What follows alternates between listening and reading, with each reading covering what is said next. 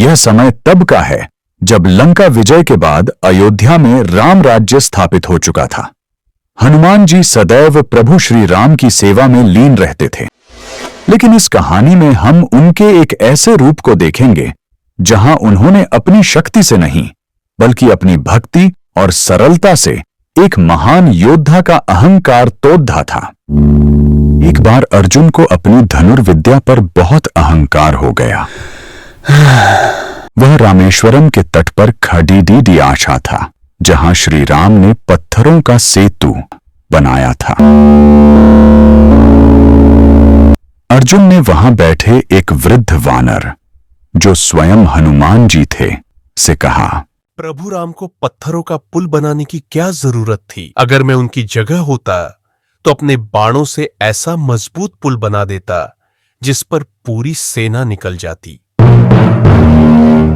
बाणों का पुल वानर सेना का भार नहीं सह सकता था।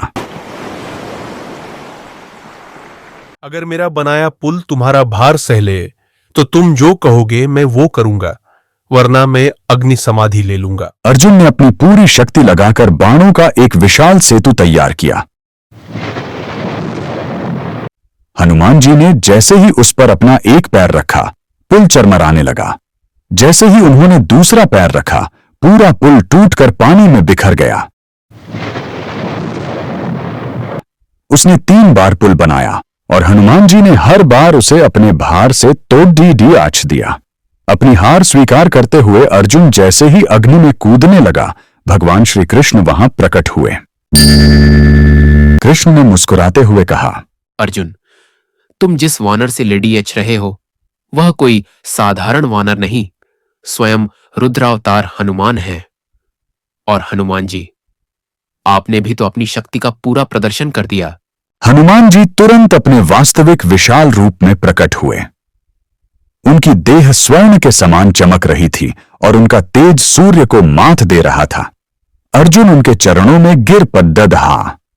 तब हनुमान जी ने अर्जुन से कहा, शक्ति का अहंकार ही शक्ति के नाश का कारण बनता है।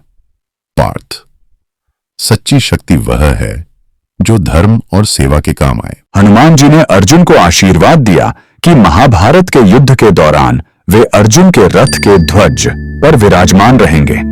जब कुरुक्षेत्र के मैदान में भीषण युद्ध हुआ, तब हनुमान जी अर्जुन के रथ के ऊपर कपिल ध्वज के रूप में बैठे रहे।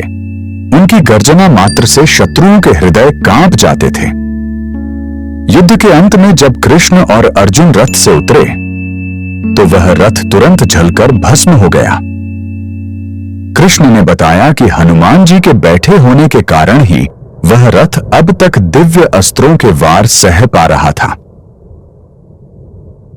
भक्ति में ही सबसे बड़ी शक्ति है। जहां अहंकार होता है वहां ज्ञान और शक्ति ठहर नहीं सकते। हनुमान जी हमें सिखाते हैं कि महान होकर भी विनम्र बने रहना ही असली महानता है।